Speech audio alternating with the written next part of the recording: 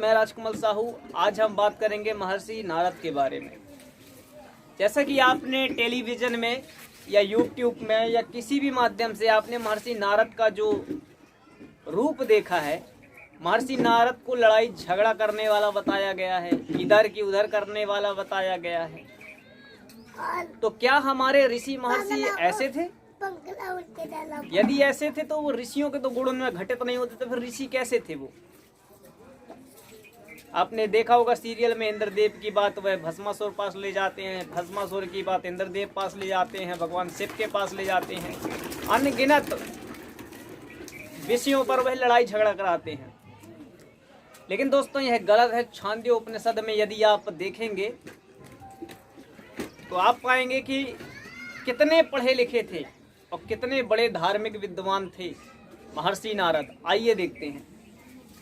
तो छांदोग्य उपनिषद में कहा गया है कि ऋग्वेदम भगवोधेमी, ऋग्वेदम भगवोधेमी, यजुर्वेदम सामवेद, अथर्वणम चतुर्थ्यम।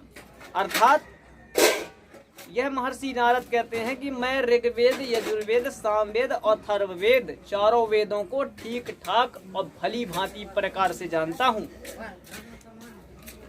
और बात चलती है कि और वह कितना पढ़े लिखे होते हैं, तो आगे कहते हैं वो इतिहास पुराणम पंचम, अर्थात इनके अतिरिक्त इतिहास पुराण, पुराण का मतलब यहाँ पर है ब्राह्मण तथा कल्प आदि जो ग्रंथ है, मैं उनका पूर्ण विद्वान हूँ।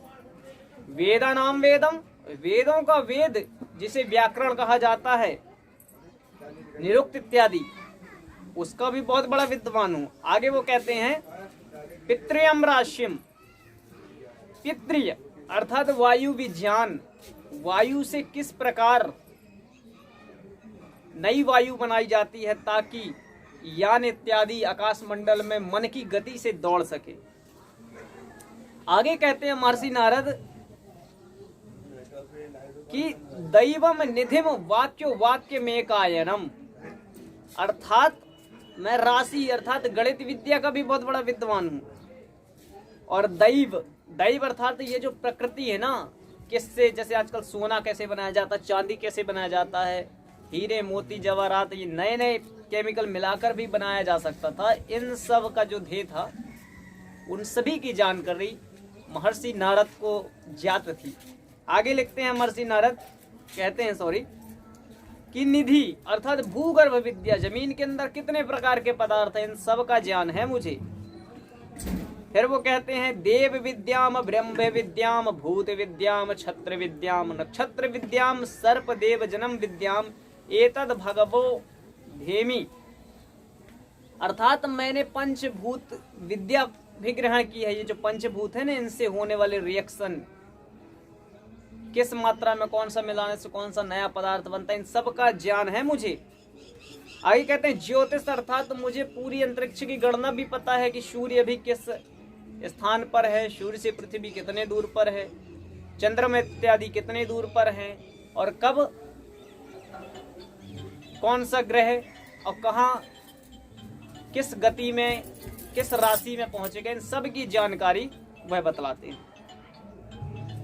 और गंधर्व विद्या, सर्पों को बस में करने वाली विद्या के बारे में भी जानता हूँ। तो दोस्तों ये छांदोग्य उपनिषद में कहा गया है कि महर्षि नारद कितने बड़े विद्वान थे।